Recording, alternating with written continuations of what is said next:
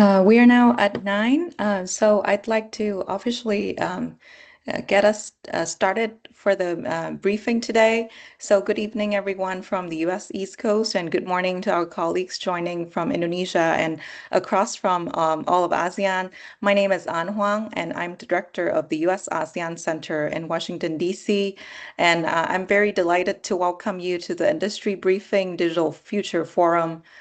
This virtual briefing is hosted by the US-ASEAN Center at Arizona State University and in partnership with Nongsa Digital Park in Batam, Indonesia. Before we officially start the event and move on to the main agenda, I have a few housekeeping announcements to make. So everyone on the call, please remain muted unless you're speaking. And we have the option to submit questions anytime under the Q&A feature with your name and company in the chat, so you can feel free to do that anytime. There's also the raise hand functions to ask questions during the Q&A section after each panel discussion. So please feel free to use that. And just for everyone's awareness, this session will also be recorded, but just for internal purposes. So without further ado, we'll now move on to the main agenda of the program today.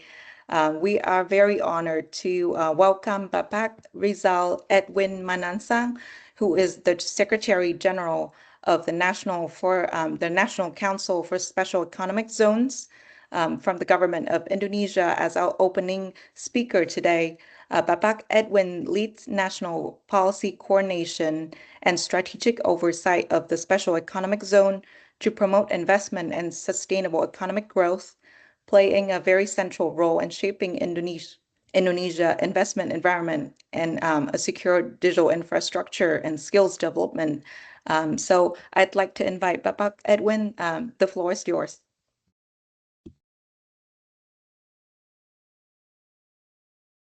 Hear my voice clearly? Yes, we can hear you great, and thank you so much for joining us today. Thank you.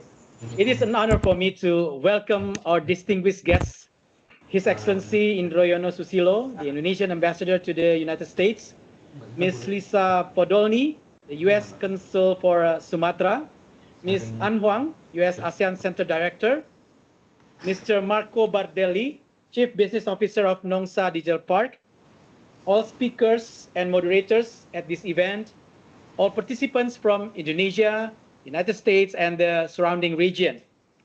Good morning, as well as good evening to our colleagues joining us from Indonesia, United States, and the rest of the region.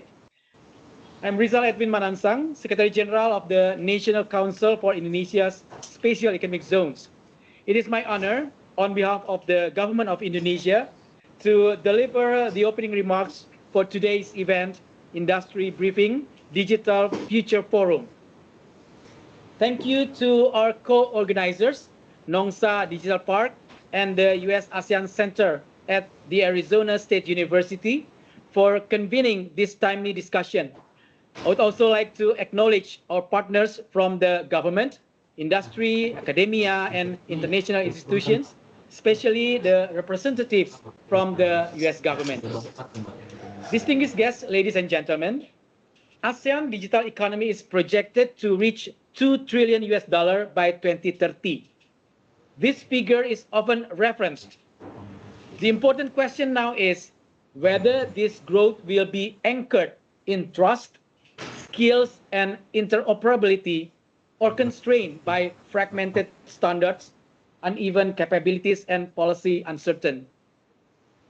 The digital economy is central to Indonesia's transformation and is reshaping our approach to productivity, industrial competitiveness, investment policy, workforce development, and regional integration. As a cross-cutting enabler of growth and resilience, the digital economy will underpin the next phase of our economic trajectory. We are strengthening the policy foundation needed to unlock more innovative and inclusive growth. Trust is a primary priority. The implementation of Indonesia's personal data protection law, along with ongoing cybersecurity and responsible artificial intelligence efforts, reflects a deliberate shift toward a more predictable, rule-based digital environment. Furthermore, Indonesia has outlined a long-term national strategy for artificial intelligence. Our national AI strategy focuses in achieving real impact by concentrating on sectors such as healthcare, public services, education, food security, and urban mobility, moving beyond experimentation. Although technology adoption is important, we are focused on providing benefits that enhance productivity and public value. To this end, Indonesia is developing investment-ready digital infrastructure. We are already seeing the accelerating of the digital economy in Indonesia. We also seeing the interest in cloud and data center development, supported by regulatory reforms and special economic zones, such as the Nongsa Special Economic Zones, also known as the Nongsa Digital Park. These environments are important because they reduce friction by bringing together connectivity, infrastructure, and talent in ways that support international partnership and scaling. Honored guests, ladies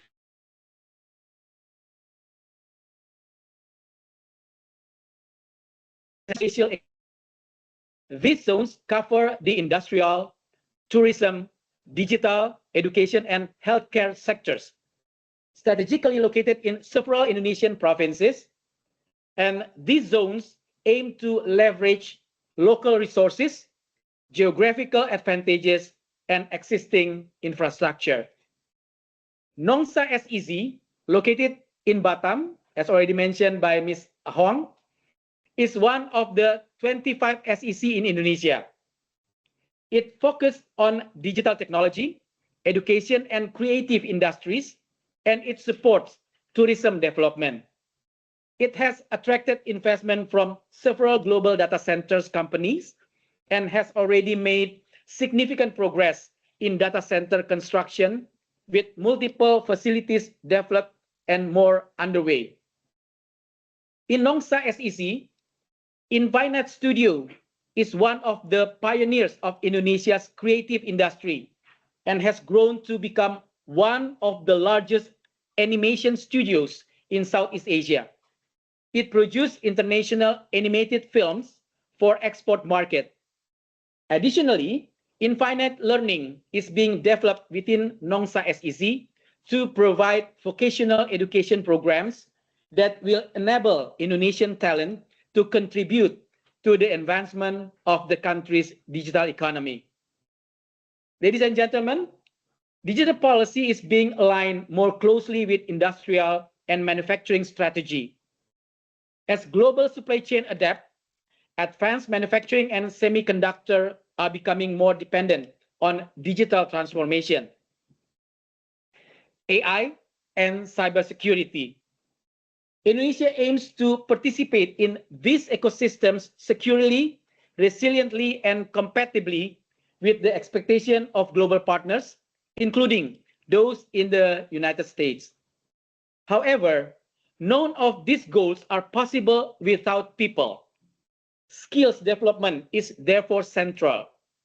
Closing the gaps in AI, cybersecurity, and digital engineering requires sustained collaboration between the government, industry, and educational institutions. Indonesia's large population offers an opportunity, but only if talent development keeps pace with technological change and international standards. Finally, Indonesia's digital strategy is outward-looking. Digital harmonization across the Association of Southeast Asian Nations, or ASEAN, and growing cross-border cooperation will determine whether the region realizes the potential of the $2 trillion digital economy potential. At the same time, Indonesia's accession to the OECD reflects a broader commitment to better policies, transparencies, and stronger institutions. Distinguished participants, ladies and gentlemen, the Digital Futures Forum is an opportunity to strengthen Indonesia's approach. Rather than declaration, it focuses on practical pathways for trusted digital integration, skills development, and investment that delivers long-term value. I encourage participants to engage openly and focus on areas where cooperation can yield concrete outcomes. The government of Indonesia looks forward to continuing this dialogue with partners in the United States, ASEAN, and beyond. Again, on behalf of the government of Indonesia, I would like to thank you for your kind attention and interest in investing in Indonesia, and I wish you a fruitful discussion. Thank you very much. Thank you very much to Bapak Edwin for your valuable insights and remarks. Now we're pleased to welcome Ms. Lisa Poldoni, U.S. Consul for Sumatra, who will now give the opening remarks to the event. Ms. Poldoni, over to you. Great, thank you so much, An. Can you hear me okay? Yes, we can hear you perfectly. Great, wonderful. Well, good morning, everyone from Sumatra, and good evening to all of you joining us from the United States. My name is Lisa Podolny. I'm the U.S. Consul for Sumatra. Our consulate is based in Medan, but we cover 10 provinces, including Riau Islands, where the Nongsa Digital Park is based. It's my pleasure to welcome all of you to today's Digital Futures Forum.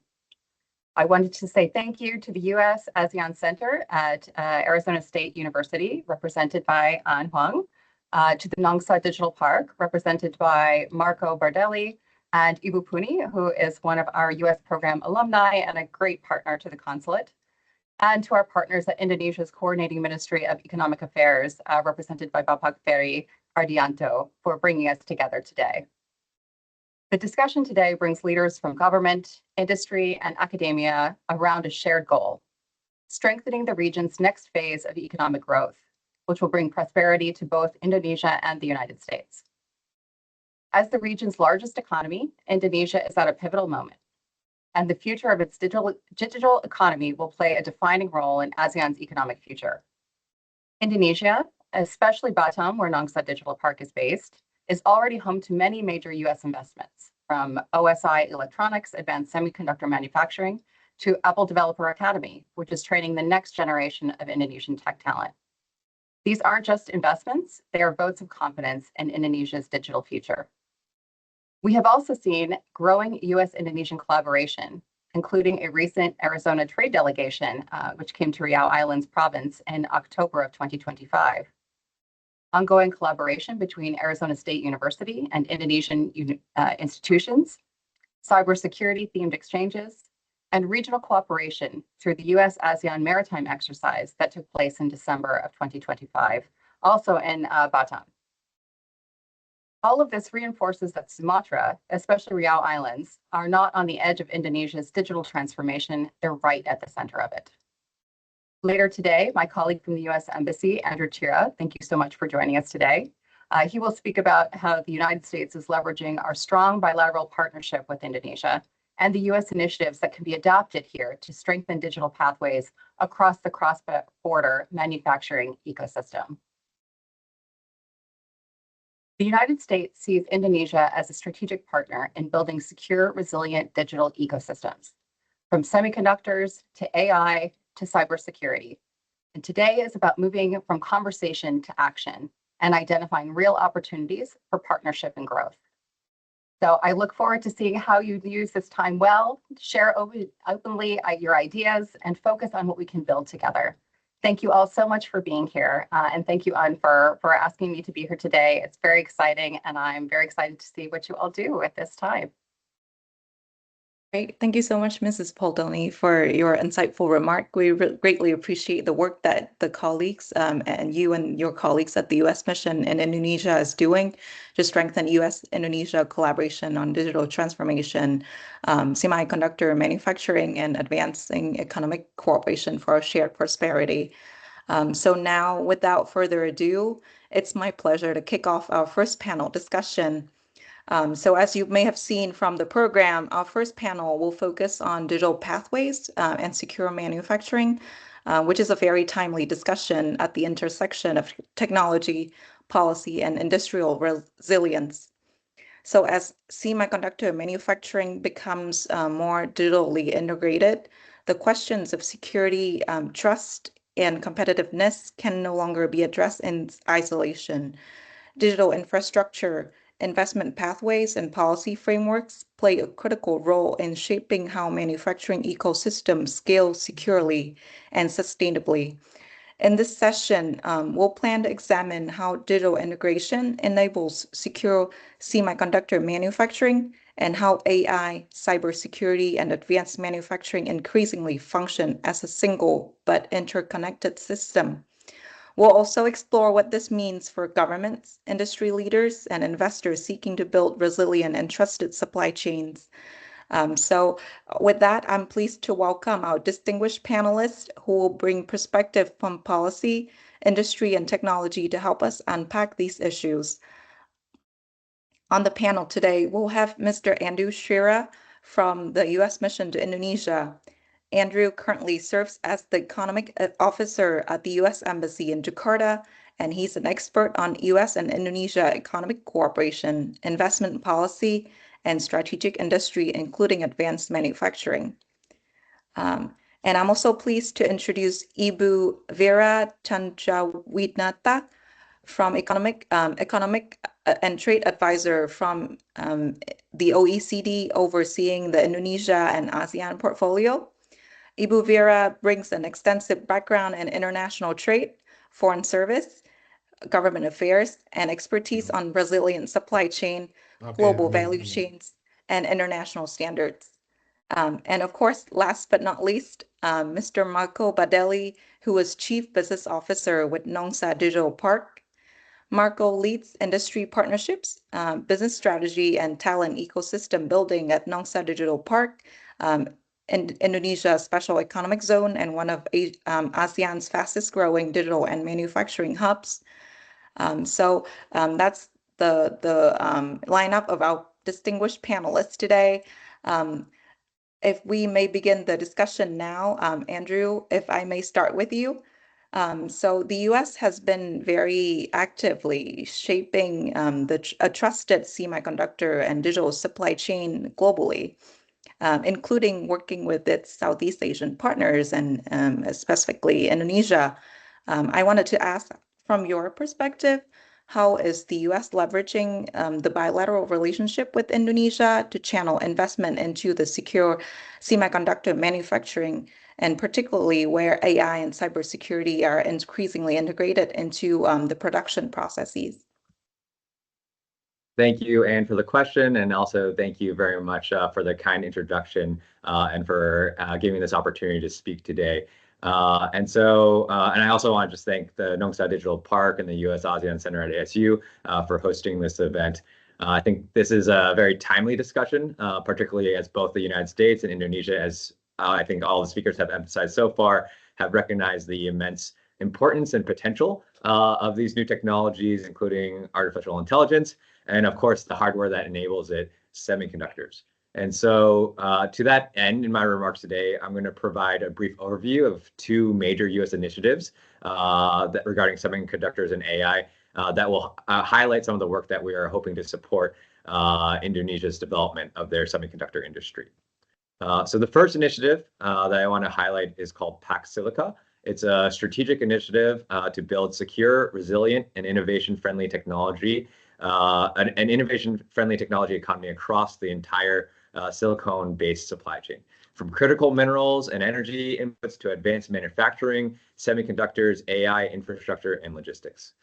On December 12th, our Undersecretary of State for Economic Affairs, Jacob Hellberg, convened a gathering of his counterparts from 9 countries with cutting-edge AI supply chain ecosystems to jointly launch this initiative. Participants at that gathering signed the Pax Silica Declaration, which is an open document available for countries that are part of the AI economy, which intend to pursue the objectives of resilient supply chains, strong and effective economic security regulations, and a free and innovative future for the AI economy.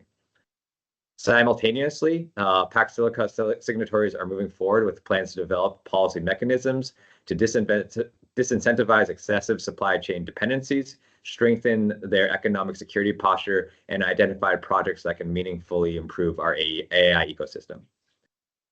The second initiative I want to highlight is the American AI Exports Program. This program was announced last July as part of President Trump's AI Action Plan.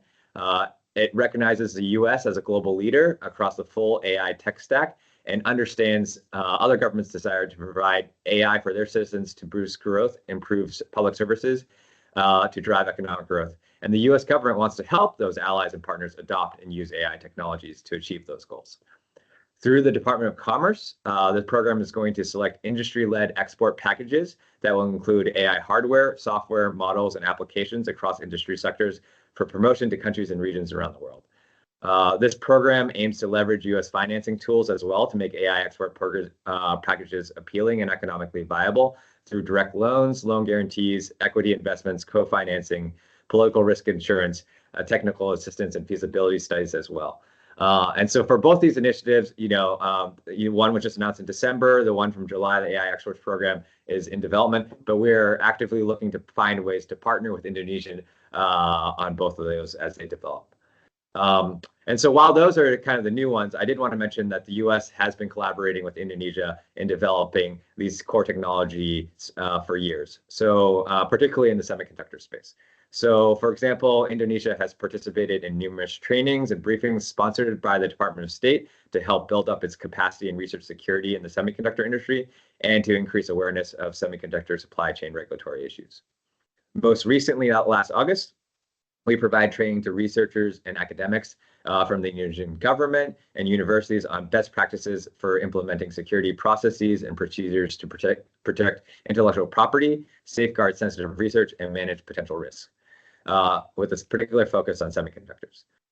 These set of tools will help ensure that as Indonesia develops its own cutting-edge technology, it's done in a secure way that can be incorporated into the global supply chains and kind of meet the demands that I think Secretary General Edwin highlighted at the beginning of this session. And so, I'll leave it there now. I look forward to your questions during the Q&A. Thank you very much for having me. Thank you, Andrew. It's very exciting to hear about, the US-driven initiatives and also the collaboration that has seen some fruits along the way with Indonesia. Would you say that there are specific policy frameworks and initiative such as trusted supplier standards or digital trade principle that Indonesia could adapt in the short term or maybe long term to strengthen cross-border manufacturing ecosystem? Right. Thanks for the question. And I think, I really want to foot stomp on what Secretary General Edwin mentioned, the importance of regional harmonization and ensuring that cross-border data flows can happen securely and through trusted networks. I think moving towards an ecosystem that is open, that is trusted, would definitely benefit in that. And I definitely would help unlock, I think, more US investment in the country as well. Great. Thank you so much for your insights, Andrew.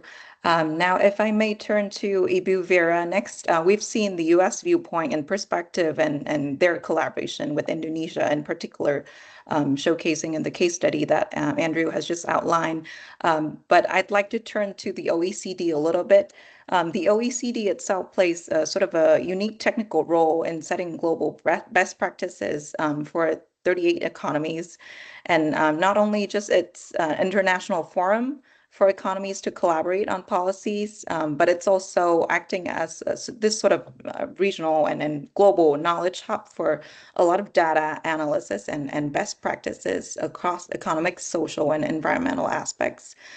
So as supply chain become more dependent on semiconductor and digital infrastructure across the region, I wanted to ask you, what is OECD's role in advancing best practices in resilient supply chain that depend on semiconductors? If you could share a few thoughts on that. Okay, thank you very much, Madam Moderator. First of all, I would like to thank for this opportunity and especially love to see Bapak Rizal Epit Manansa and then also Ibu Lisa Podolny and then also distinguished speakers and participants. So from the OECD side, strengthening the resilience of the global semiconductor value chain is a key priority for policymakers worldwide. OECD, through the Committee on Industry, Innovation and Entrepreneurship and the Digital Policy Committee, are helping design policy to enhance the semiconductor value chain resilience, including effort to develop local semiconductor ecosystem. OECD involvement in semiconductor consists of two work streams. One is deep country studies. So far, we already included 8 countries such as Costa Rica, Dominican Republic, India, Indonesia, Mexico, Panama, Philippines, and Vietnam. The purpose is to strengthen their domestic semiconductor ecosystem and promote integration in global value chain. The focus of research is tailored to each country target. OECD semiconductor ecosystem studies prepare in close collaboration with key experts, offer actionable policy recommendations to support the development or expansion of the semiconductor ecosystem. The second one, we have the Semiconductor Informal Exchange Network, SIEN. So we bring together senior government officials and industry leaders from nearly 50 countries, including Indonesia, Thailand, and Vietnam, to map the semiconductor value chain, to understand vulnerabilities and bottlenecks, and to enhance resilience. This network informed the development of a range of analytical reports to improve the understanding complex ecosystem, address vulnerabilities, and promote resilience, such as a taxonomy of semiconductor and their production facility, mapping the semiconductor value chain, an overview of landscape of geographical distribution of wafer fabrication capacity, and building the new assembly OECD semiconductor production database. The SIEN forum has already met 9 times. The most recent meeting took place on 1st until 2nd December in Netherlands. And for the next meeting, it will take place in Costa Rica on 20 until 21st April 2026. That's from our side. Thank you. Yeah, thank you so much, Ibu Vera. It's exciting to hear that, the groundwork that OECD has done to study the trajectory of growth in these emerging economies on the semiconductor supply chain and ensuring that it's resilient and growth moving forward. I'd like to ask a follow-up question on how is the OECD support government of Indonesia and ASEAN institutions in strengthening global value chain integration while trying to manage security and resilience concerns? Okay, so Indonesia nowadays is moving to build a domestic semiconductor industry as a strategic pillar of its future economy. With recently, Pak Presiden Prabowo personally pushing cabinet minister to align investment, technology development, and industrial policy behind this goal. The Indonesian government sees chips as critical to strengthening Indonesia's automotive, electronics, and digital industry, while also supporting broader downstream industrialization and foreign investment plans such as the emerging semiconductor hub in Batam, for example, like a Nongsa Digital Park, which is bring a lot of positive impact for Indonesian economy. By linking chip development with energy, manufacturing, and skills, the administration aims to reduce reliance on imports, move up the global value chain, and position Indonesia as a more competitive player in high-tech manufacturing in Southeast Asia. Meanwhile, OECD work with Indonesia focus on business regulatory and investment environment, skills and human capital, technology, innovation and R&D, and infrastructure development. And for the ASEAN countries in general, we also work in Vietnam and then also Philippines. In Vietnam itself, OECD work focus on business and operational environment, technology, R&D, innovation and business support, and also small and medium entrepreneurship. For the Philippines itself, as Philippines already become a global hub for semiconductor assembly, testing, and packaging, that accounts for nearly 60% of its export. So therefore, in conclusion, we can move up the value chain and strengthen both national and ASEAN-wide resilience by adopting a clear long-term semiconductor industry, streamlining regulation, boosting R&D and share technology facility, and also leveraging international partnership. Thank you. Thank you, Ibu Vera, for sharing those very specific examples.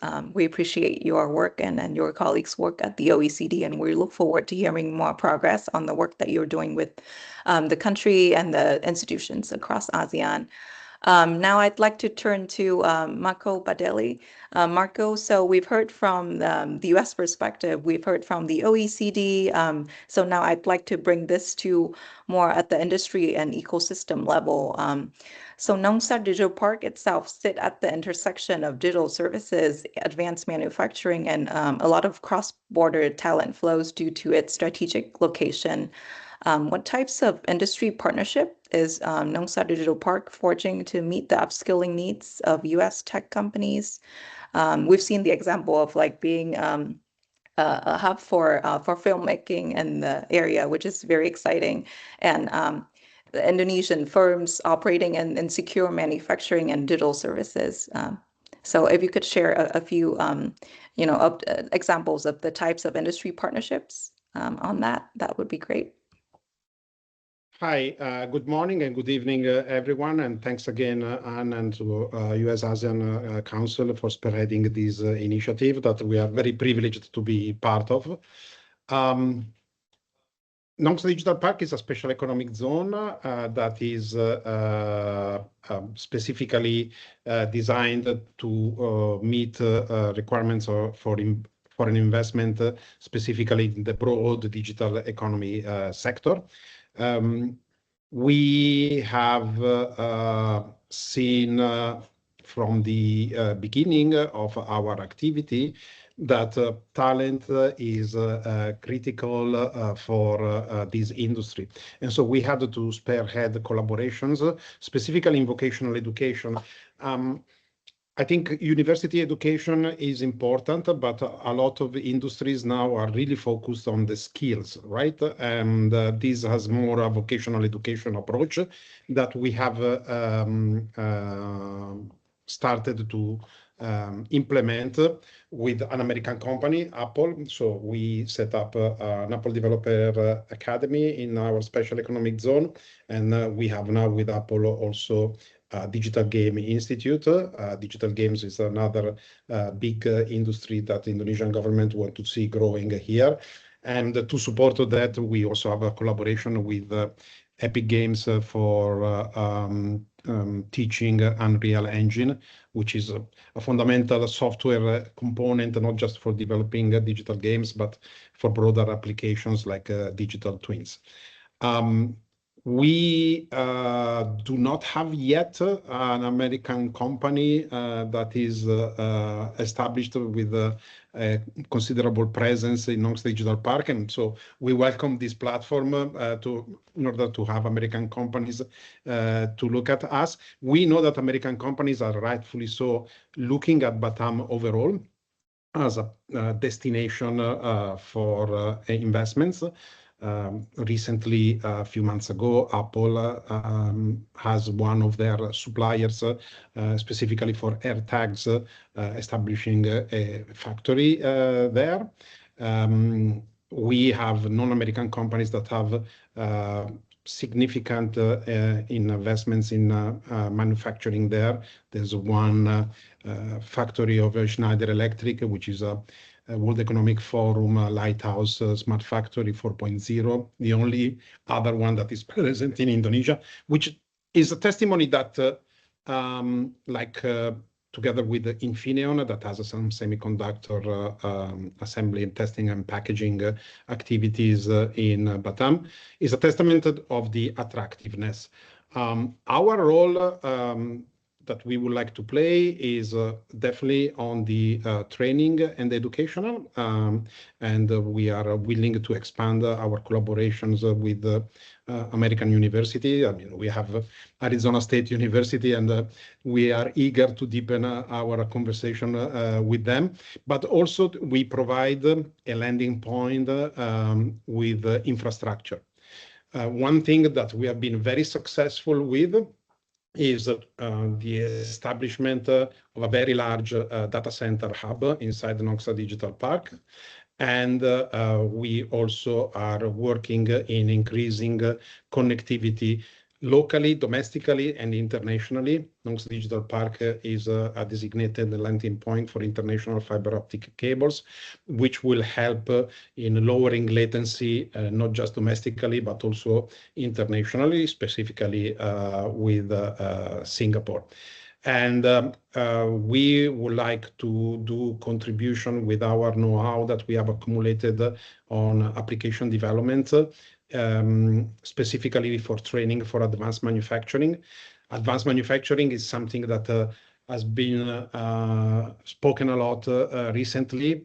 Indonesian government wants to see downstreaming, which is a recurring word from the cabinet, specifically on the focus on semiconductors. But advanced manufacturing needs new skills, and there are ways to accelerate the teaching of these skills utilizing, for example, visual computing and spatial computing. And so these are areas that we are willing to collaborate with American institutions and American companies, looking not just specifically our special economic zone, but the overall area of Batam. I think the role of a special economic zone is not an hegemonistic one. It's an easy place for companies to come and try and test, and then, of course, expand accordingly in other parts of the country as well. Yeah, thank you, Marco. I think you've laid it out beautifully. It sounds like a very, like we are slowly building in infrastructure and making it easier for American companies and other global companies to come in and investing in the region. And yeah, this is the perfect opportunity for any American companies who are on the line with us right now to talk to Marco and find out more about these opportunities. How do you, just a quick follow-up question, how do these partnerships, in your mind, how do you envision that they contribute to ASEAN-wide digital harmonizations and the broader goal of reaching 2 trillion digital economy by 2030? Okay, I think we need to focus on some areas. I think the first one we should look at is the infrastructure regional integration, right? So that you reduce latency, you increase redundancy and operational resilience across border, which is something that Andrew also touched upon during his speech.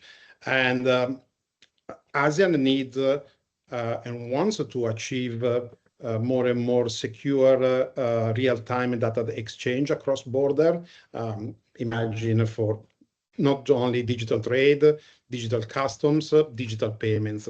And so our role by establishing one of the largest single hubs for physical digital infrastructure in the whole of ASEAN, we are projected to cross the line of 1 gigawatt of IT power in Nongsa Digital Park. We are a key infrastructural element together with the connectivity of the submarine fiber optic cable to achieve this regional integration across ASEAN. Then I know a lot of work is done on the overall regulatory framework development. And I think that we exemplify as a special economic zone the importance of regulatory predictability. We have attracted a lot of data centers in our special economic zone, and we don't see yet an overflow of data centers in other parts of the sub-region where we are. And probably this is because we are offering, thanks to the special economic zone status, a regulatory predictability that large investments usually like to see. So I think that then the government can learn from this and basically take from our experience and modulate the regulatory framework accordingly to incentivize more foreign direct investment. The other critical path is talent, and I think that on this one I've already spoken quite a lot before on what are the activities that we do with talent, and we encourage also to have talent from other parts of ASEAN to come and work, because there's nothing better than a multicultural cross-pollination for new ideas.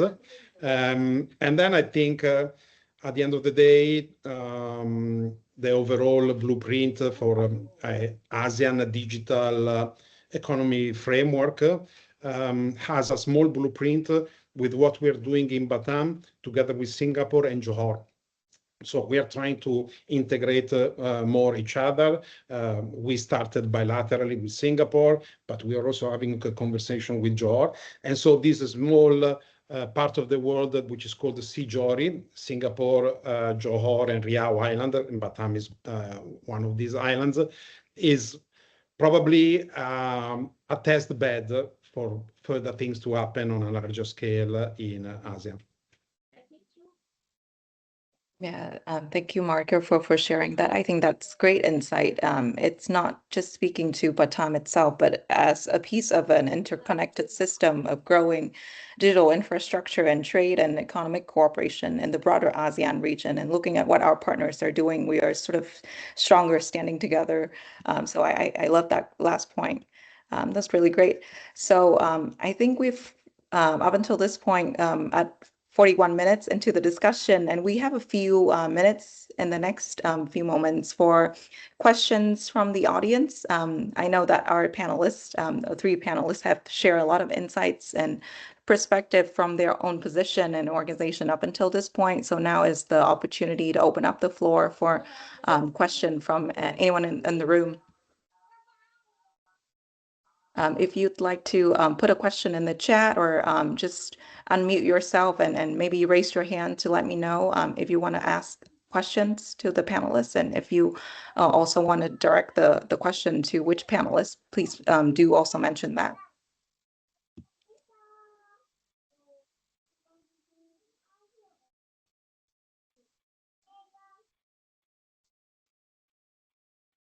Thank you. Sorry, excuse me. Would you mind introducing yourself and maybe your name and company, Yeah. where you're coming from, and just asking Thank your you, question. Ms. Huang. I am Bambang from Batam Polytechnic. Yeah, thank you, morning. Bambang. Good morning for all of you.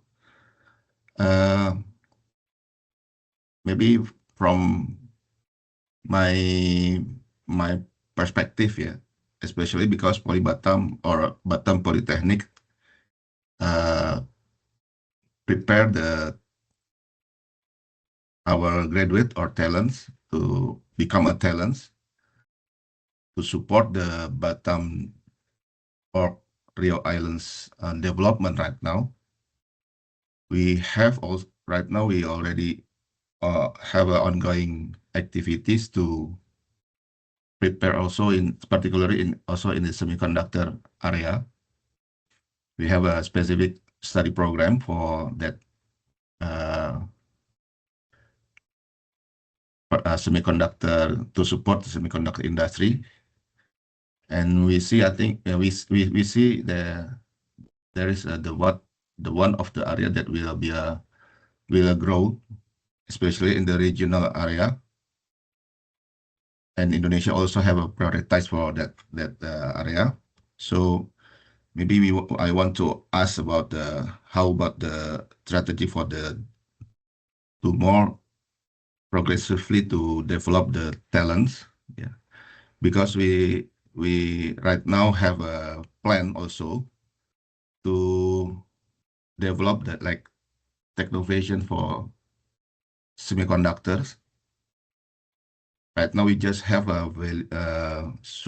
provide for talent to the processing in a packaging area with the limited resources, of course, but this is one of we want to be our a strength for in the future. Yeah. So I want to ask how what kind of the program that can be a support the education sectors like us, especially in the polytechnic, to make we to so we can have a capability more, yeah, not only in the packaging. Of course, the packaging also we have to extend our capability, but also to support the talent for the value chains of the semiconductors that we know also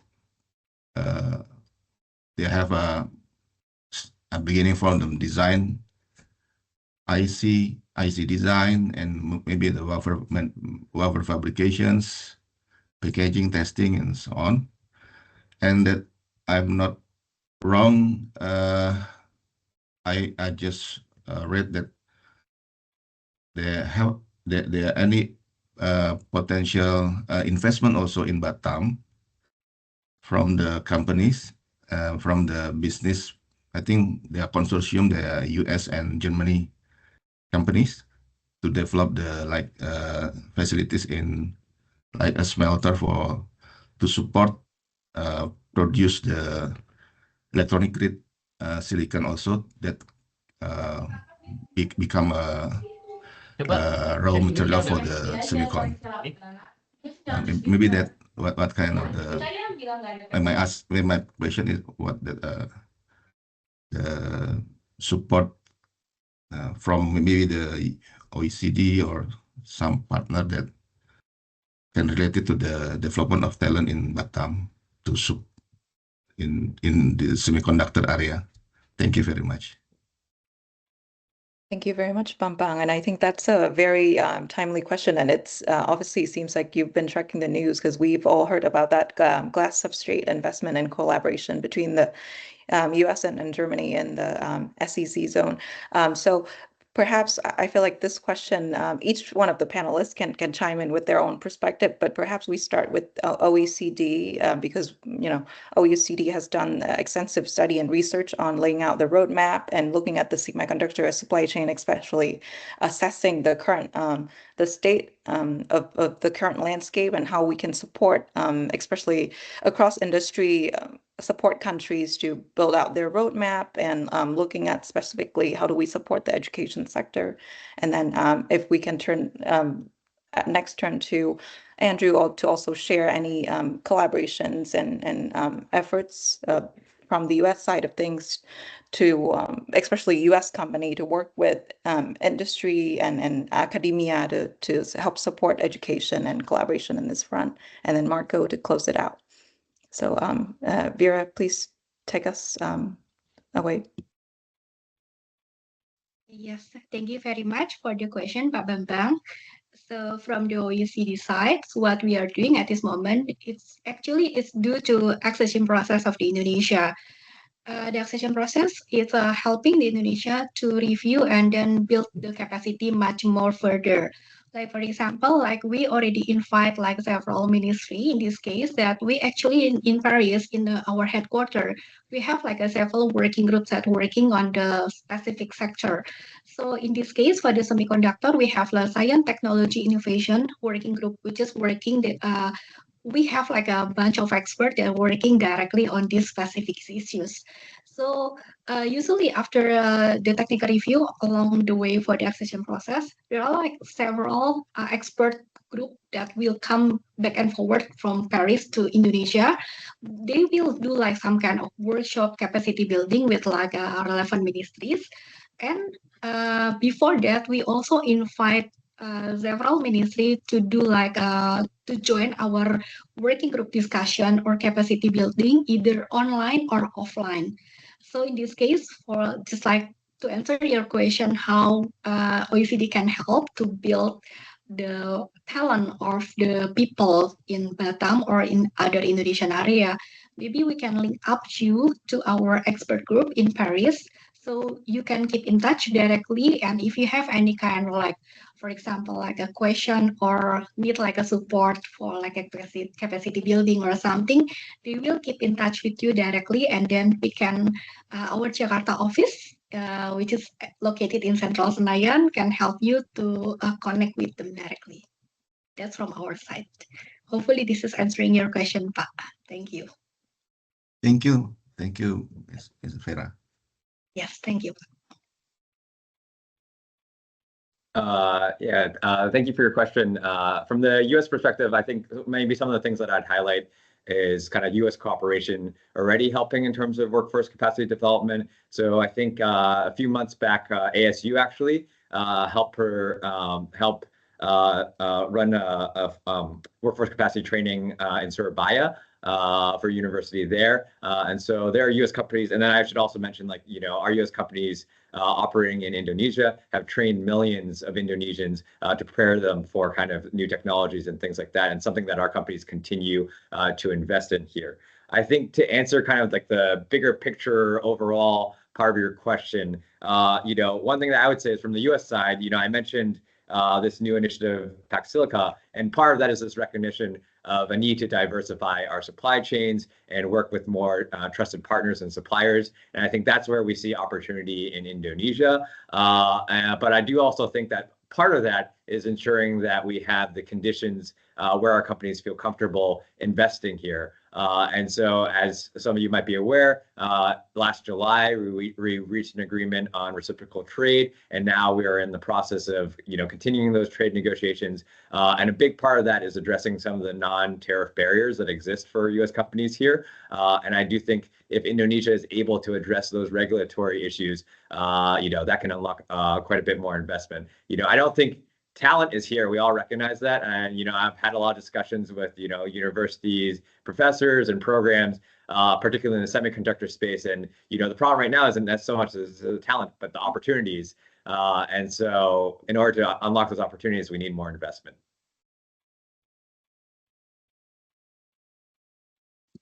And Marco, anything to share? Yeah.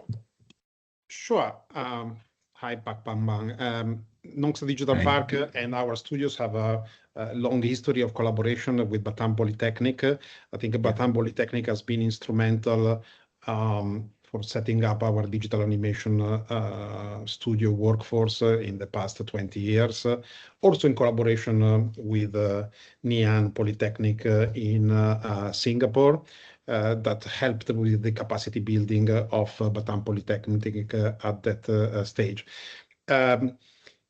I think that ourselves as Nongsa Digital Park are a little bit the nexus of all these conversations, whereby we can collaborate with local educational institutions by bringing closer the investment opportunities to the pipeline of talent that they can deploy.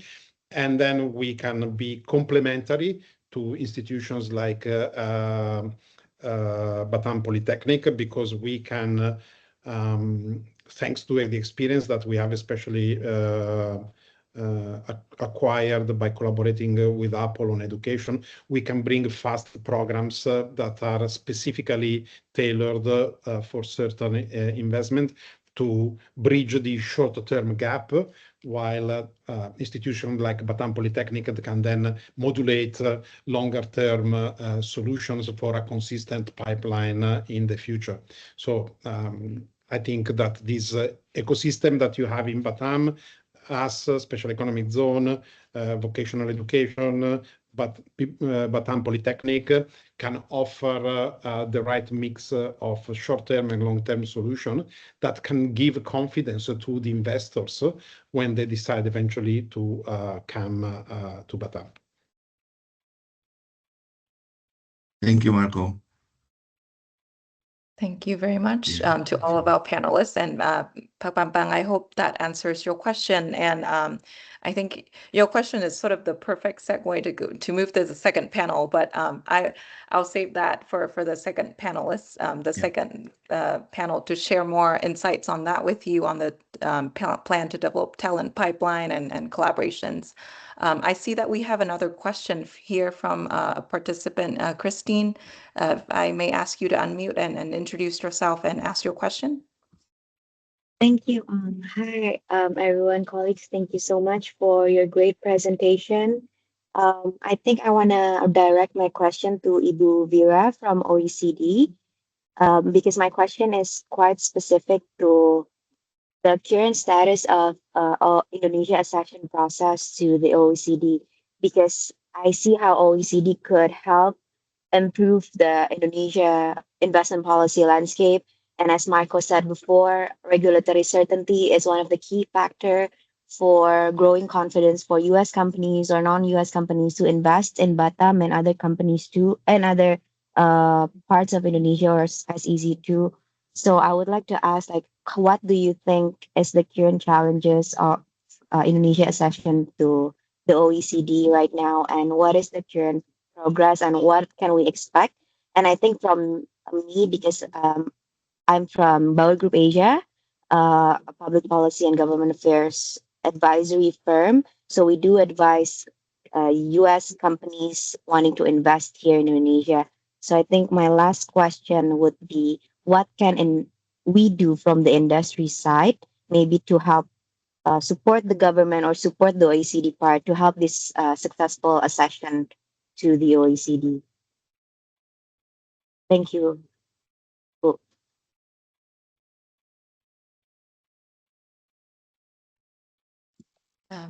Thank you, Christine, for your question. And Ibu Vera, if I may invite you to respond to the question.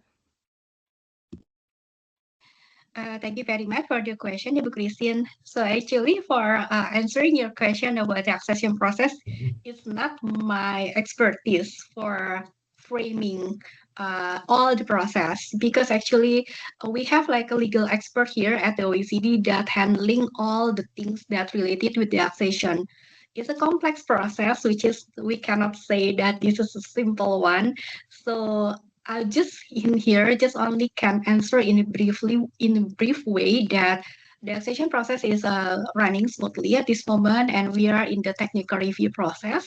So we're helping all relevant ministry in Indonesia to achieve what we already what you call, because OECD have like a standardized that Indonesian ministry has to follow. So at this moment, we are in the middle of the technical review process, and then along the way, once the technical review process is done, then we will come back to what we call to review by our headquarter expert in Paris, and then after that, we will continue with the further discussion. So if you would like to know further what is actually the details of the process, then maybe you can write the email to us, and then I will pass it on to our legal expertise in here and in Paris to answer directly and in the details what is actually the process it will be. Thank you. thank you, Buvir. Thank you very much for your response and for the question, for the great question, Christine. I think we still have a few more minutes for this one more question. So I'd like to invite Pak Ilham Habibi to unmute, and please introduce yourself and also ask your question. Hi, this is Ilham Habibi speaking. I'm from the Habibi Center. Hi, Marco. It's me, Ilham. How are you? I know Marco. I'm sorry, I don't know how to turn on my camera. Now I know. Okay, I found it. You see me, actually? I can't see whether you see me. Yeah, we can see you very well. Okay, great. Thank you, Because I Pak. don't see myself in a way. I don't know.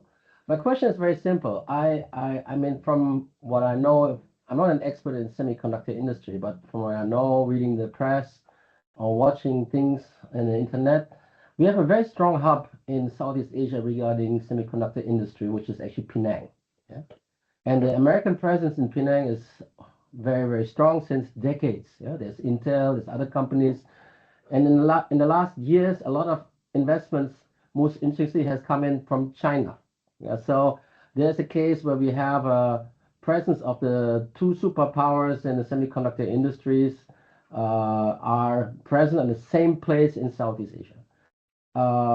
So what is your interpretation of that? Could Southeast Asia be a place which is sort of seen neutral towards any of the existing semiconductor, I think more and more separate ecosystem of these two countries, which is US and China?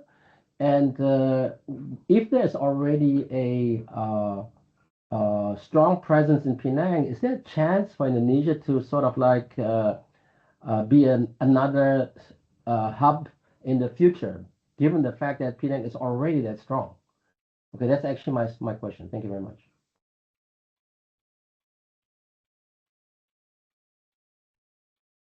And the question is directed to anybody. I mean, I'm inviting, Marco and Andrew and Ibu Vera. Just go ahead. Give me your take on this. Sure. Hey, this is Andrew. Thank you, Pakiam, for your question. I mean, I think, look, I think from the U.S. side, we recognize there's a competition right now in terms, particularly on AI and these kind of cutting edge technologies.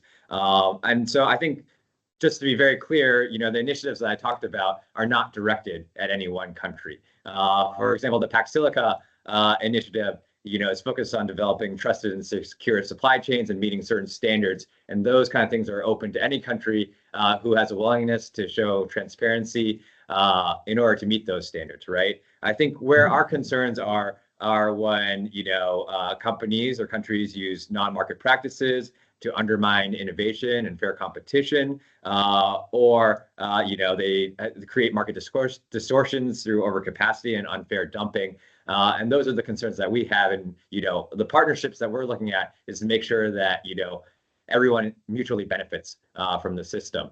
And so I don't think it's necessarily an either or thing, but I do think that there are certain best practices that we want to see adopted across the region. And we firmly believe that U.S. technology and U.S. companies offer, the best-in-class technology and the things that will best enable countries in the region to unlock economic growth. Thank you. Marco, what's your take on this? Well, hi, Ilham. Good to see you. By the way, both myself and Ilham, we are alumni of US University. We are both Chicago booth. I think your point is very valid. There is already a big center in Penang, but I think in these turbulent times, diversification is key. We understand because we also have received a visit of OECD specific on the semiconductor industry. They were doing a visit 1 year and a few months ago. They came also to Nongsa Digital Park. We have Infineon that is in Batam already, and also in Nongsa Digital Park, they have a team that works with the Global Customer Support Center. From our side, what we can say is that we're open for business, right?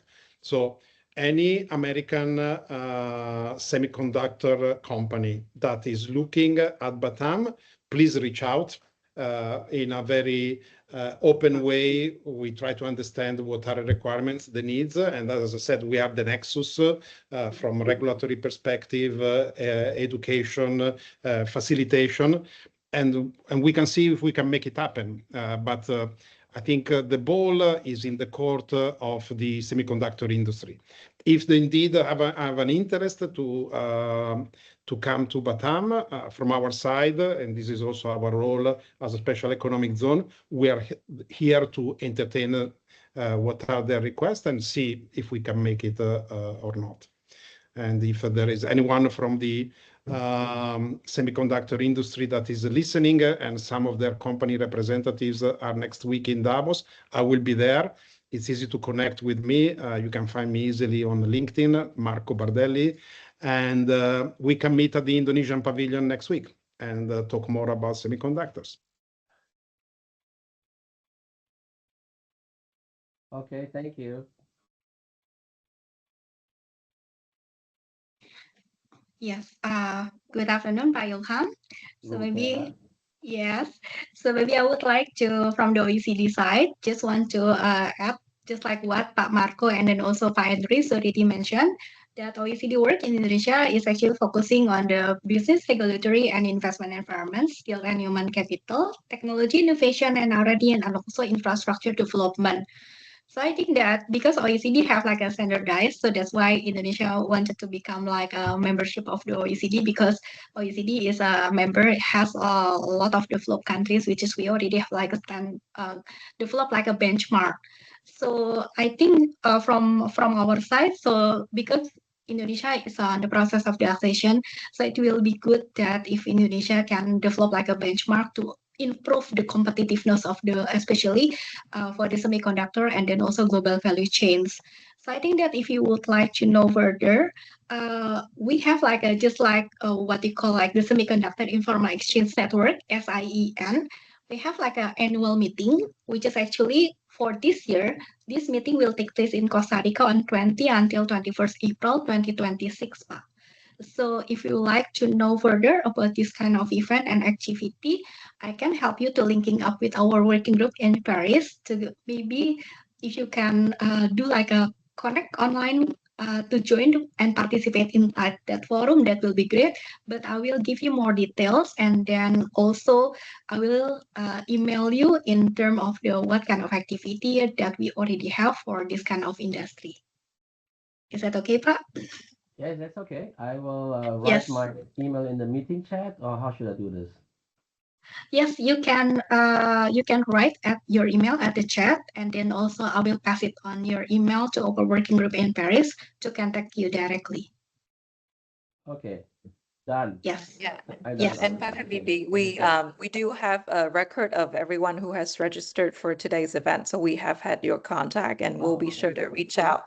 And I want to just use that point to reiterate that this conversation is only the start of our dialogue. So we want to keep this conversation and exchange of ideas and thoughts going. And even after the conversation today, it's only the beginning of any other further discussion to start partnerships and other collaboration opportunities. So we'll be sure to pass on, some contact information that you can reach out to follow up with some of the panelists for further question and discussion as well. So thank you again for your question, very thoughtful question, Pak Habibie, and I think we are right at time to turn it over to panel 2.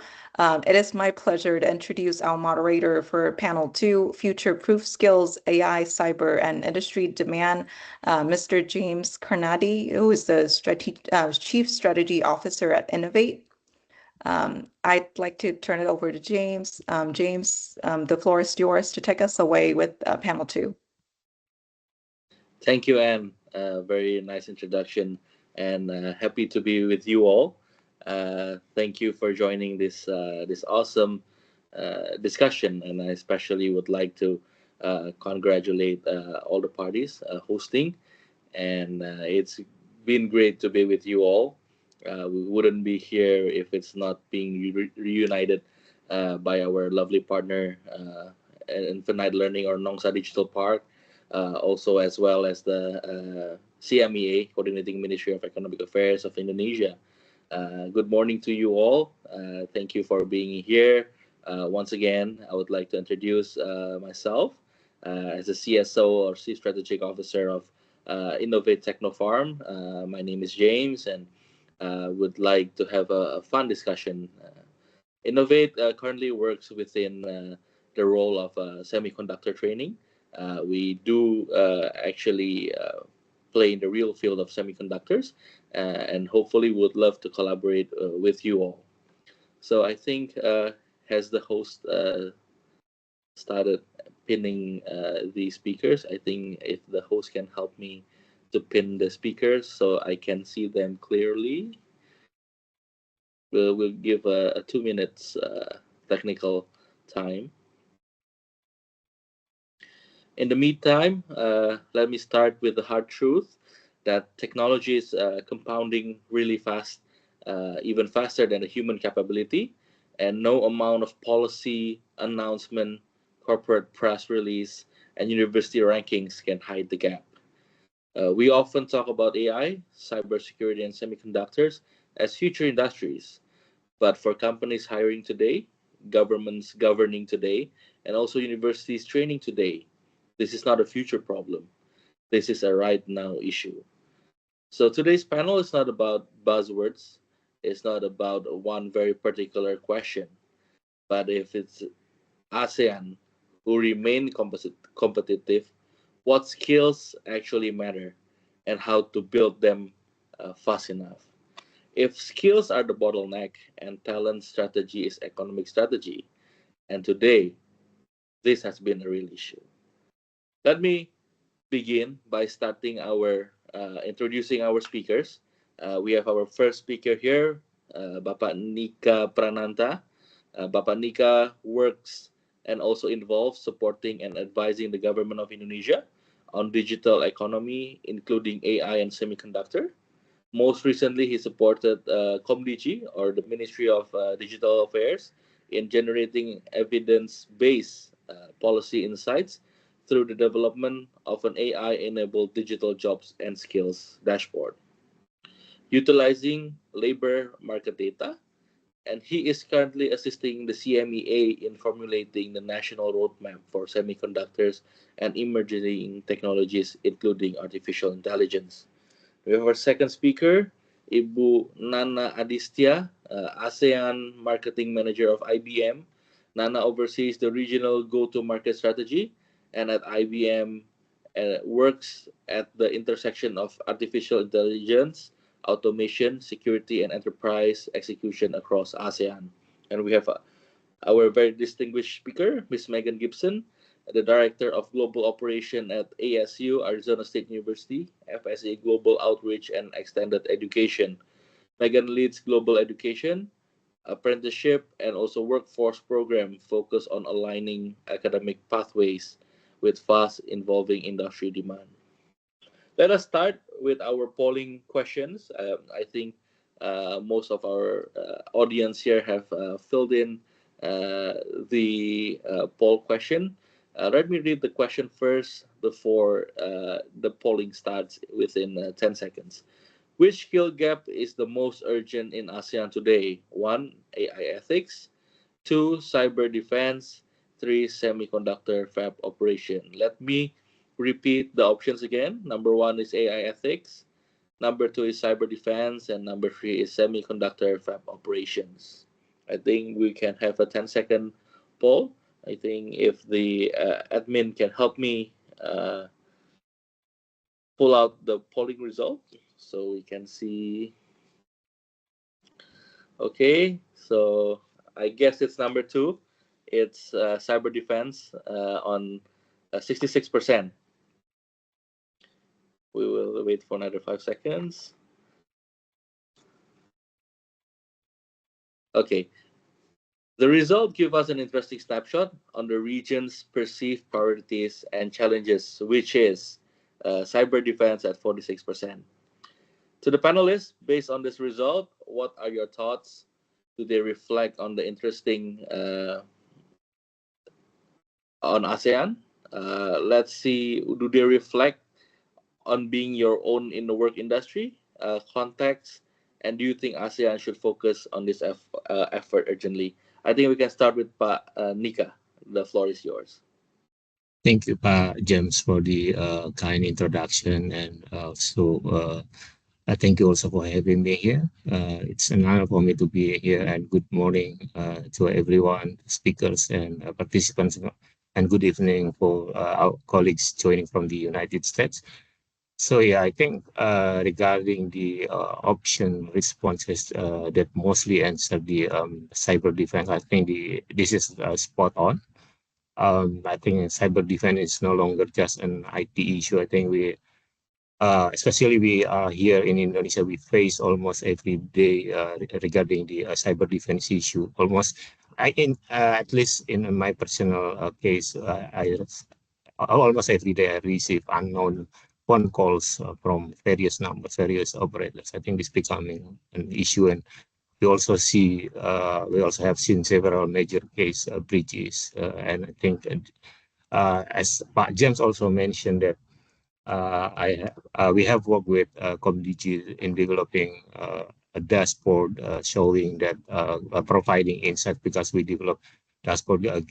We collected data from various labor markets, various job portals such as LinkedIn, JobStreet, and etc. And we found that cyber defense professionals is one of the most demanded demand in terms of digital talent other than AI. So I think, yeah, we need to work more on the cyber defense and cyber security, and also we are also it's also important to focus also more on the policy aspect, like the policy, personal data protection. We have already the law, but the implementing regulation is currently, I believe, this is in the final phase, and the law for the cybersecurity as well. So I think this will set a foundation for Indonesia cybersecurity development. Thank you.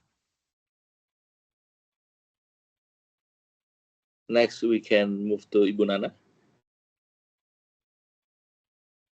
All right, thanks, Pak James. First of all, thanks for having me. Good morning and good evening to everyone. I think that's a very interesting result, but I do believe it actually reflects the reality from what we see working with enterprises across ASEAN.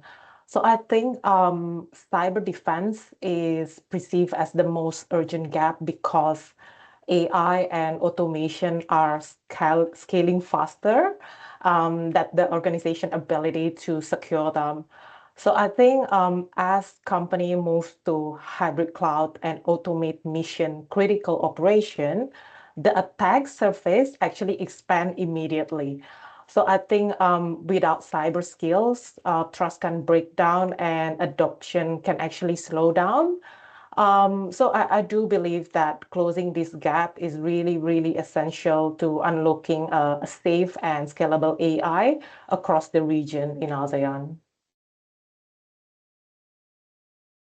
Megan, the floor is yours. Thank you, Pa James, and good morning and good evening to my colleagues and those on the call. It's an honor to be here representing Arizona State University and having the opportunity to engage with you all. I echo the comments made by my panelists as well. I think at this stage, cyber defense is the most critical skill set that needs to continuously be developed. We are in the digital age. It's here, and we'll continue navigating it for the remainder of our existence and our country's continuation. And as we've seen, as AI becomes more embedded in professional, governmental, and research settings, the cyber threats change significantly. I can say here at ASU and working within the Fulton Schools of Engineering, our cybersecurity degree programs and our professional certifications are among the highest sought after from our learners here in Arizona, as well as nationally and around the globe, which I think just continues to show that the emphasis that we are placing on cybersecurity and the strengthening of our systems to ensure that they are airtight against malicious actors is something that is continuing to be at the forefront of our education and then also our professional development. Thank you, Megan. Let me deep dive in what you have said earlier. Mention me one challenge we hear often, that the industry skill needs to evolve faster than academic curricula. How does ASU particularly realign curriculum, whether through apprenticeship, modular programs, or industry co-design, to stay relevant as AI cyber demands change almost daily? So that's a great question, and thank you. So to start, ASU works with industry partners through a variety of activities, and I'll provide a few as an example, including them on industry advisory boards for our degree programs, which I think for those on the call is something that we hear every day and something that we consistently work towards achieving and including in our degree programs. The second is providing capstone course challenges that mirror real situations that their teams are encountering, also including them as professors of practice, and then also as partners on research initiatives. So these are just some of the ways that ASU engages with industry, and it allows us to keep a pulse on what's trending. Now, through these partnerships, we've been able to identify, to your points, critical skill gaps that our students need to be equipped with to combat when graduating. And a few of those that I'll just name here. One is the embedding of digital and AI literacy in our coursework and across disciplines. So whether it's business or engineering or the arts or nursing, the objective is to help everyone understand how AI works, how to evaluate it, and how to use it responsibly and ethically. And that's purely at the baseline line level. AI has become part of ASU's educational toolkit. Over the past few years, ASU has launched a range of initiatives to prepare students for an AI economy, whether that's leveraging our flagship partnership with OpenAI, supporting developed projects and proposals by ASU faculty and students for implementation, and then also incorporating our AI tools in our curriculum for instructional designers and our faculty and our students, and also in our research and our non-credit professional credentialing programs. We also offer online or are also offering degree programs and certifications in AI. And these are some of the newer ways that we're really digging in and harnessing and trying to educate the power of AI and how we can use it ethically and responsibly, but also within the various industries.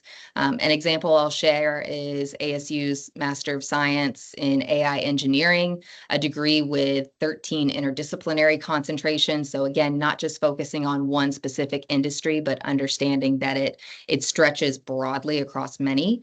Starting in the next academic year, we're going to deploy a new Doctor of Philosophy in AI to prepare scholars to advance science, engineering, and responsible development of next-gen AI. From this graduate program, these students will be positioned for careers in national research labs, government agencies, high-tech industries that are driving AI, and also academia to educate the next wave of students. We're also deploying AI career upskilling portfolios in short online formats for business and leadership, finance, healthcare, education, and sustainability. And then we're also embedding technology and research into our everyday practice. So here at ASU, we're consistently developing and moderating AI models that are used for our research that are streamlining the process to analyze large amounts of data sets with speed. We're working alongside government agencies in doing so, as well as industry partners throughout ASU's research centers, labs, and facilities. I'll provide two quick examples. The first is our Center for Cybersecurity and Trusted Foundations, which is a part of ASU's Global Security Initiative, and it's reflective of a group of experts and interdisciplinary researchers to address long-term cybersecurity challenges. It convenes faculty, it convenes students, sponsors, and industry partners to leverage their expertise and their research and couple with hands-on education opportunities to develop cybersecurity techniques to protect infrastructure, users, and data against attacks.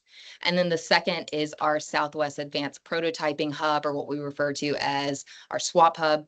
It's a federally funded program connecting industry, academia, and government to accelerate the lab to fab research and development and commercialization, strengthen our domestic manufacturing, and also develop the workforce. The key is specifically develop the workforce in areas like AI-enabled sensing and advanced packaging and 5G and 6G wireless technology. So these are some of the ways in which ASU is working to stay relevant, especially when it comes to curricular innovation in the area of AI and cyber, as we consistently see this technology evolving rapidly.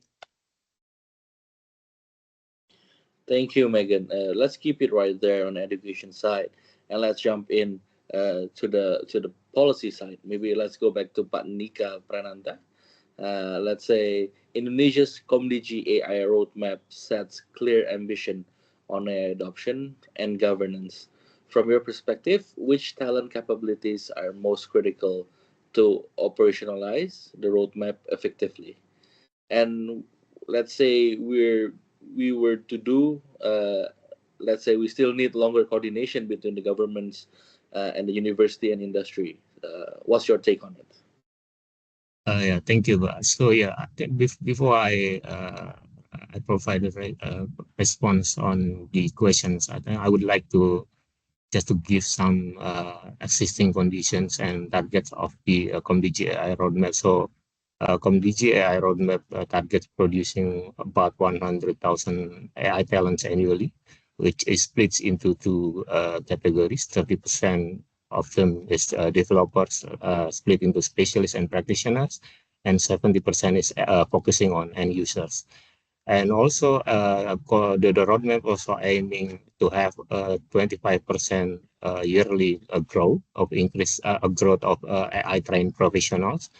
But the current growth is about 6.2%. So this shows there is quite a significant gap. And nationwide the government target also to have 20 million people or citizen is AI literate by 2030. And also, if we talk about the proportion of AI talent, as the data show that Indonesia proportion of AI talent is currently very low, about 0.06% of the total workforce.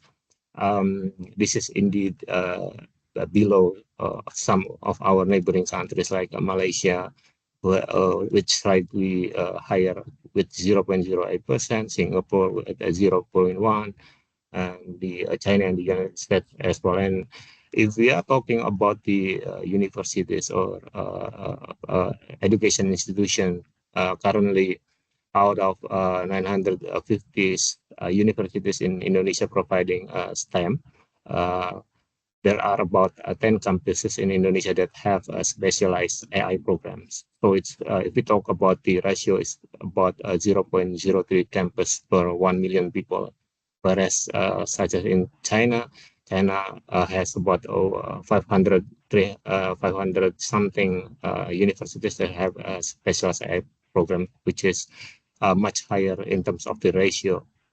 And I think in terms of the capabilities, so yeah, this is important.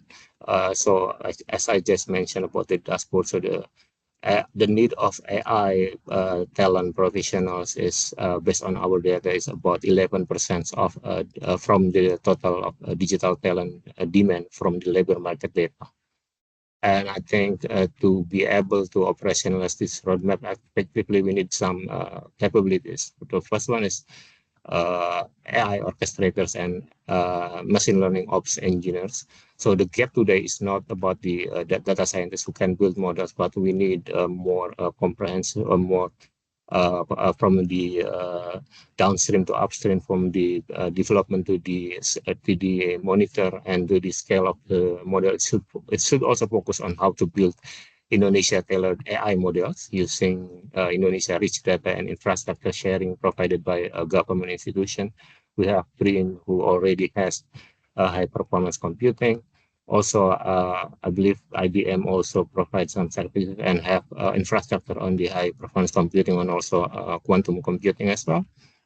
And we also need AI ethics and compliance editor. As ComDigi pushes for AI governance, we need a new set of professional, the AI auditor. I think we need to bridge the gap between legal policy and technical code capable of performing bias audits. And last skill set, I think we need a sector-specific AI specialist. So the intersection between AI and technology and the use of AI, real use case of AI in the specific sector. So competitiveness is one, the intersection of AI and industry. So the roadmap has already set priority sectors, including like agriculture, financial technology, public services, and etc. So I think we also need the leaders who understand a specific Indonesian sector where AI can solve a process bottleneck rather than just applying AI for the sake of innovation. So I think we need talent and skills that are able to integrate AI into priority sectors like healthcare, public services, and etc. And in terms of coordination, yeah, I think this still become a major homework for us, for Indonesia government to have a stronger coordination between government, universities, and industry. So from my understanding is the current, so yeah, to close this gap, I think we need to accelerate the AI talent production, quote unquote, through coordinated partnership between government, university, and industry. The government of Indonesia has already several initiatives like digital talent scholarship. Of course, this is valuable, but I think the reach is only a fraction of the demand. So I think we need neither alternatives, neither sources, neither resources. And I think the fastest short-term strategy is by large-scale reskilling. Given that the data source that currently over 70% of Indonesia's existing AI talent already comes from reskilling from non-AI professions. So I think the short term is reskilling. This shows that our workforce is willing and able to do the transition. And I think from the industry side, it is better for industry if industry could provide clear and quantified demand signals of, for example, for finance, let's say we need 5,000 cybersecurity AI specialists by say 2027, and that also becomes the work of the government to map the demand and the current supply and fill in how to fill in the gap.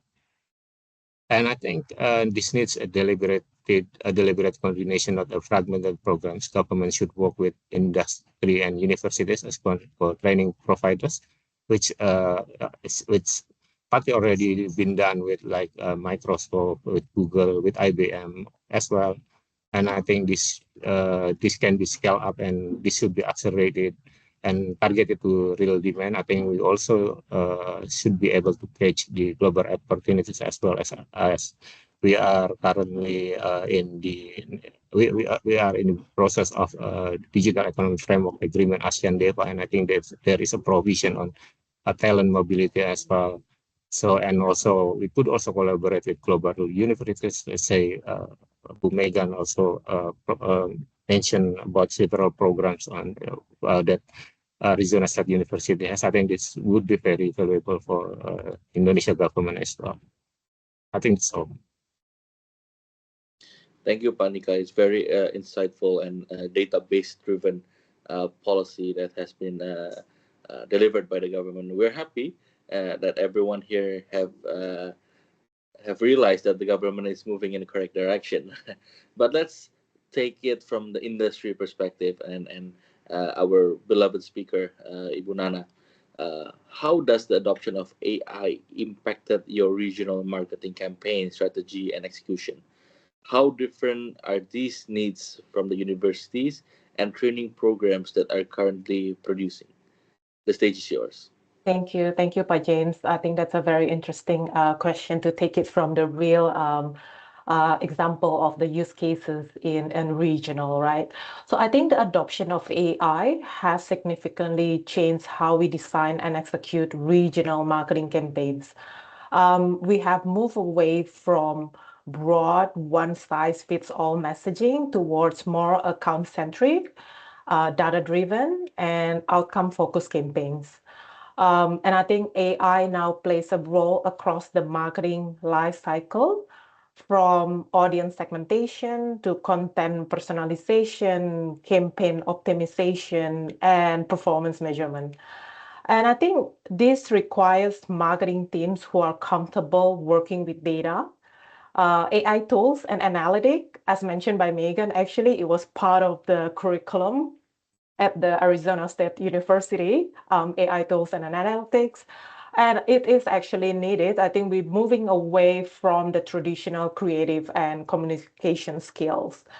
And in terms of skills, not only that, but I think the biggest demand is for hybrid marketer, people who understand industry use cases. I think Panika mentioned also about the importance of understanding real life use cases. And I think for the professional who are able to translate complex technologies like AI, automation, security into clear business value for the CXO. I think I still see gaps, even though we are moving towards a better direction.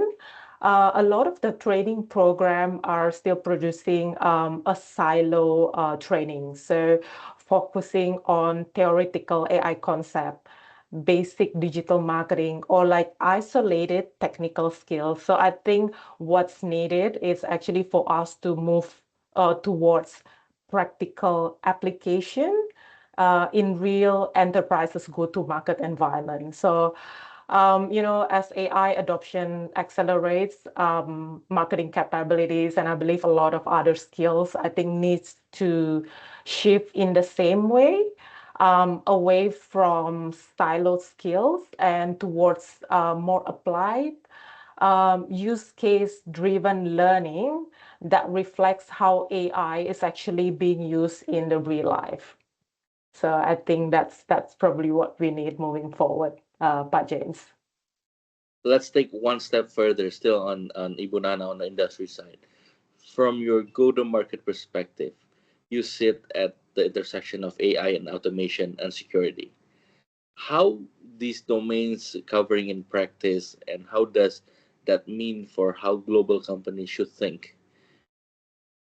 That's a good question, and I've got that question a lot actually, because I think in reality, Pak James and everyone, I think AI, automation, and security are converging around real business outcomes, right? Not the silo technology.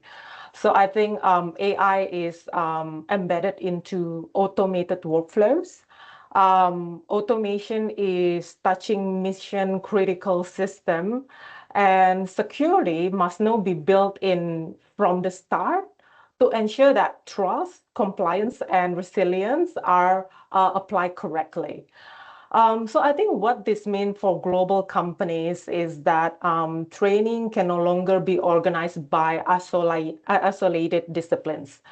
So we can't train someone in AI without understanding the automated process it will run, or the security and governance requirement that come with it. So I think workforce development needs to shift towards use case driven and outcome based training. For example, secure AI driven operation, intelligent automation for supply chains, or compliant digital services. So I think from market and adoption standpoint, the most effective teams are those with hybrid skill, people who understand technology, business context, and risk altogether. And I think companies need to invest in these integrated capabilities that will move faster and build greater trust with the customer or the end user at the end of the day. Thank you. Let me highlight the word skills here. Let me jump back to Megan. Uh, let's talk about skills. And I see here there are lots of from the U.S. Embassy and also from the US-ASEAN Center. A lot of questions have been asked, like what U.S.-based workforce or apprenticeship model can realistically be adopted through the U.S.-Indonesia or US-ASEAN partnership to address this skill gap at a scale?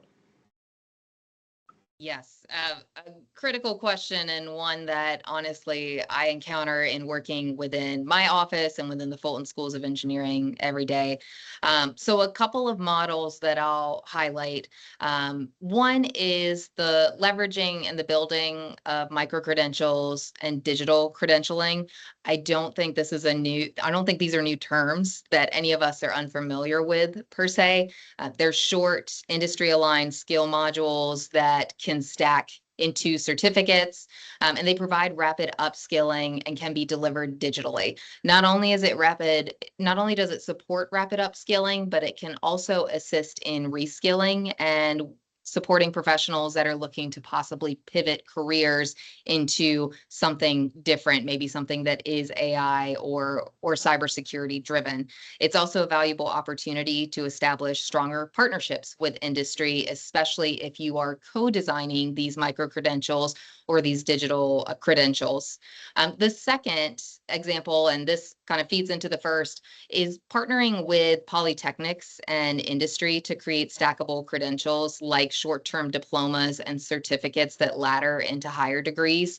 Here in Phoenix and in Arizona, we are consistently collaborating with our local community colleges because we understand that they attract other learners in different markets.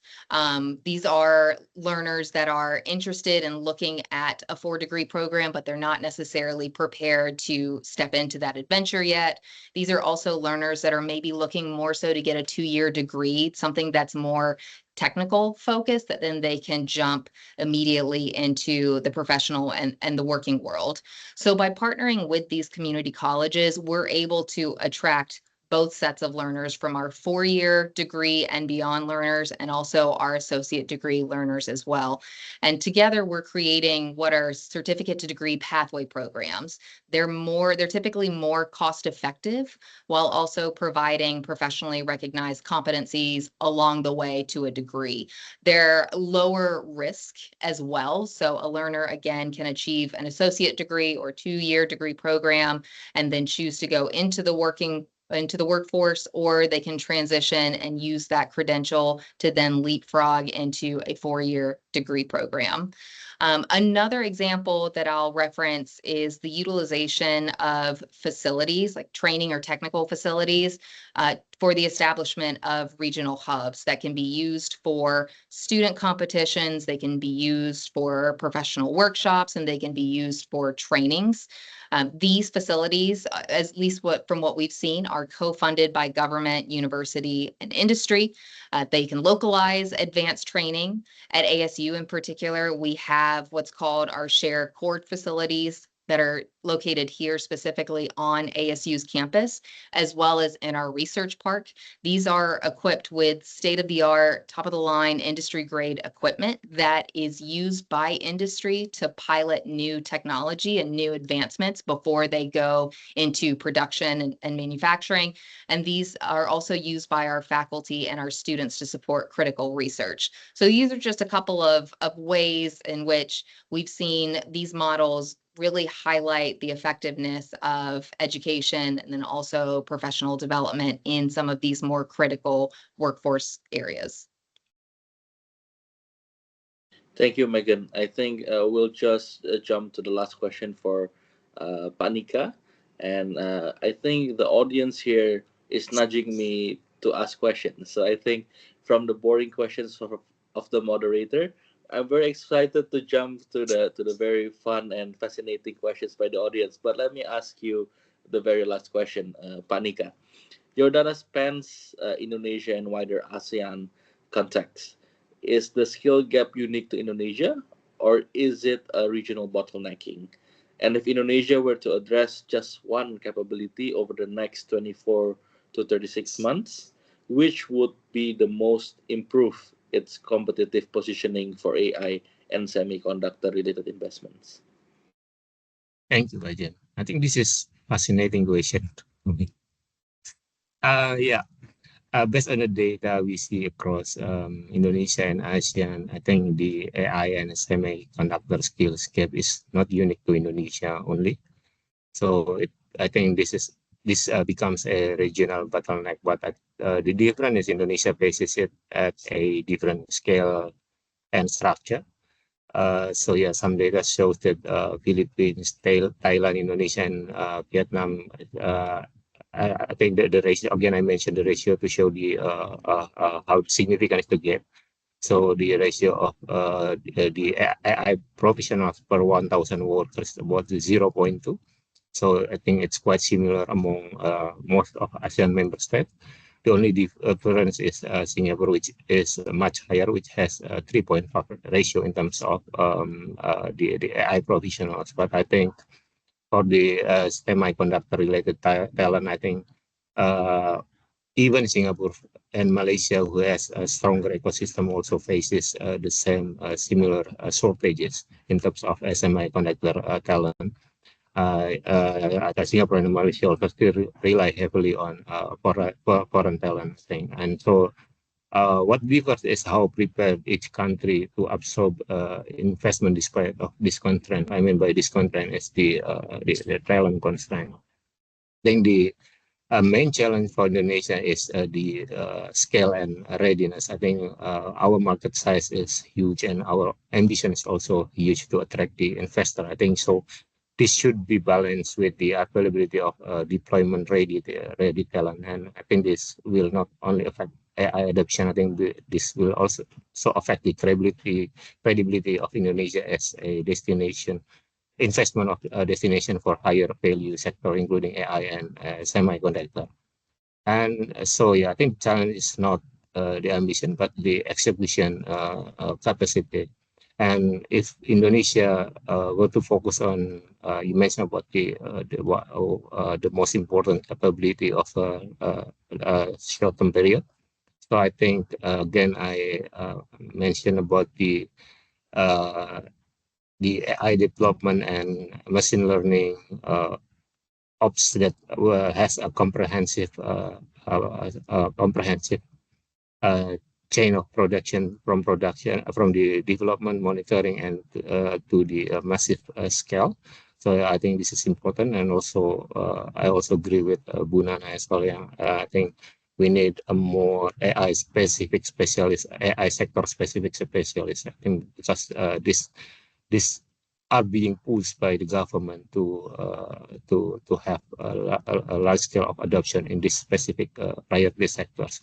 And so, yeah, the question is not only about the policy or pilot project. Usually, investor are also asking about can the AI system be deployed reliably at scale, and is there any local talent that able to integrate the models into the production systems, and is Indonesia able to manage it locally? And second thing on the semiconductor, I think the needs of the talent, it depends on the primary focus of the government of Indonesia.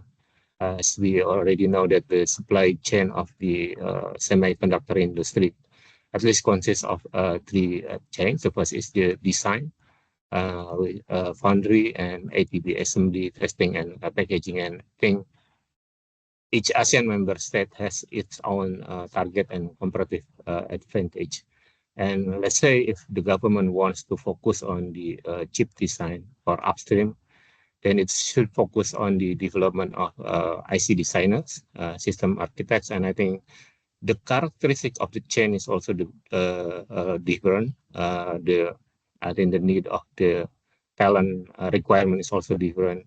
If we want to focus on the upstream or the design, then we need lots of master's degrees, lots of PhDs, even a postdoc because this involves a lot of R&D. And if we want to focus on the APP, which is the more upstream chain, then we need many assembly operators. At this chain, we require only mostly vocational certification. So at a high level, from the high school level and the diploma's degree, I think this would be sufficient. And we also have this study, and we also conducted interview with several semiconductor companies, saying that factory assembling 50 million chips per week roughly needs about 3,500 workers. So I think we need lots of vocational graduates. And so, yeah, I think again, I think we should focus more on the collaboration with industry, with universities, with training providers for the semiconductor. I think the institution providing training is much limited than AI currently. So I think we need to collaborate with, let's say, with James, with Innovate, who has specialization on semiconductor, and also ITB also has IC that I know that they have programs to train local talents and local graduates in-house in ITB. So I think that would be really helpful for us. Thank you, Panika. Thank you for the very brief question. I think what we're hearing is that skill gap is not just a supply problem, it's a coordination problem across policy and industry and education. So I think initially we're gonna open questions for the floor, but we got a message for that in DC it's already 11 p.m. So I think if you have any other questions or or for questions, I think that you can reach out to the admin via email or via text, and we will reply based on the answers by our professionals. But I think it was a great talk today from the first second session, and if we would like, the audience would like to give a appreciation of a small clap virtually, it's very appreciated. And we will thank all panelists, Panika, Ibu Nana, and also Megan, for your time, helping us getting a clear from the three industries between the government, education, and also the industry. Thank you all. Back to the floor. Back to you, Anne. Thank you for having us. Yeah, thank you very much, James, and our panelists for an excellent discussion. I learned a lot from your specific insights about training and talent development process. On behalf of the US-ASEAN Center and Nongsa Digital Park, I just want to thank all the participants today for joining us for this forum and a very substantive discussion. I'd like to also thank our distinguished speakers who joined us at the beginning of the call, and the panelists who took the time to share with us their insights and perspective. As we bring today's forum to a close, I'm now pleased to invite Marco Badelli, Chief Business Officer from Nongsa Digital Park, to share with us any closing reflection and key takeaways from today's discussions. Marco, the floor is yours.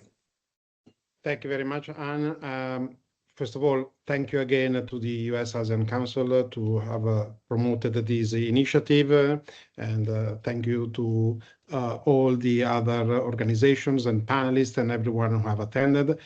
I think this is just one first small step, hopefully in the right direction. I think more dialogue needs to happen.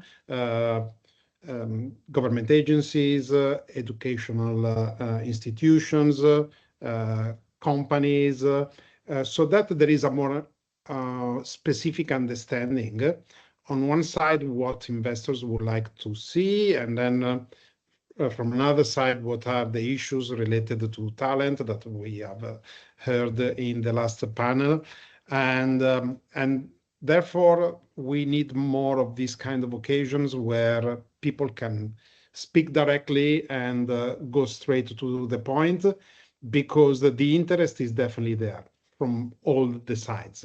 It looks like that a few pieces of the puzzle need to be clearly identified and put in the right place to then see things happening. And so I really hope that we can continue this dialogue even with more partners in the near future. Thank you very much, everyone, to be here with us today. Yeah, just to reiterate what Marco just said, we very much encourage you to stay engaged and continue this conversation with us, with the US-ASEAN Center, with Nongsa Digital Park, with all of the agencies and organizations represented here today. So please do not hesitate to reach out with any follow-up questions or ideas for partnerships that you have, as we work together to turn this dialogue into more concrete collaborations. Once again, thank you everyone for your participation, and I hope you have a wonderful rest of your evening if you are here on the US East Coast like me, or in your morning across other time zones. Thank you all so much, and I hope everyone have a wonderful day. Thank you. Thank you.